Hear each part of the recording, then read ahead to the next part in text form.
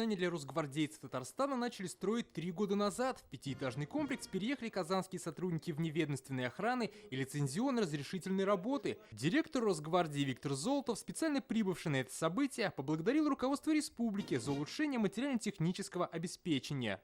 Татарстан – это мощнейшая промышленность, современные научно-технологические центры, новые инфраструктурные проекты, а также место сосредоточения крупнейших мероприятий федерального и международного уровня в области религии, культуры и спорта.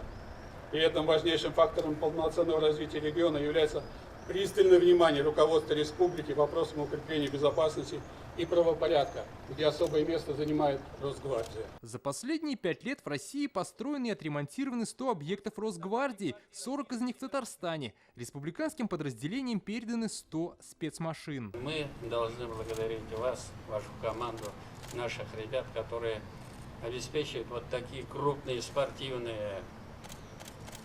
Вот недавно Казань форум прошел. Это огромный труд, мы это ценим и знаем. И, конечно же, и на уровне республики, и на уровне наших муниципалитетов мы оказываем и будем оказывать ту необходимую поддержку, которая нужна для обеспечения стабильной, эффективной работы войск Росгвардии. Виктор Золотов отметил, жители Татарстана проявили высокую сплоченность и единодушие в деле защиты Родины. Именно в республике были сформированы одни из первых добровольческих батальонов. Сегодня вся наша деятельность, вне зависимости от места службы и рода занятий, подчинена единой цели – достижению задач специальной военной операции и устранению военных угроз России. Именно здесь республиканские власти одними из первых организовали централизованную поддержку гуманитарных проектов и инициатив, направленных на восстановление мирной жизни на освобожденных территориях.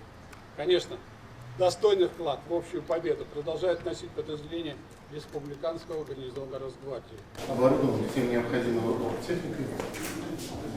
Система раздала учет, уже все работает, все подключено. После церемонии открытия Виктор Золотов и Рустам Миниханов осмотрели новое здание. Оно оборудовано по последнему слову техники. Для приема граждан просторный зал с электронной очередью. Как отмечают, все сделано, чтобы повысить качество услуг населению. Созданы все условия для сотрудников. Есть учебные классы, тренажерный зал и стрелковый тир. Это более современный, да, как бы новое здание, все новое. Такого спортзала у нас, конечно, до этого не было. Это у нас как бы и соединен и для отработки боевых приемов борьбы, и тренажеры в одном.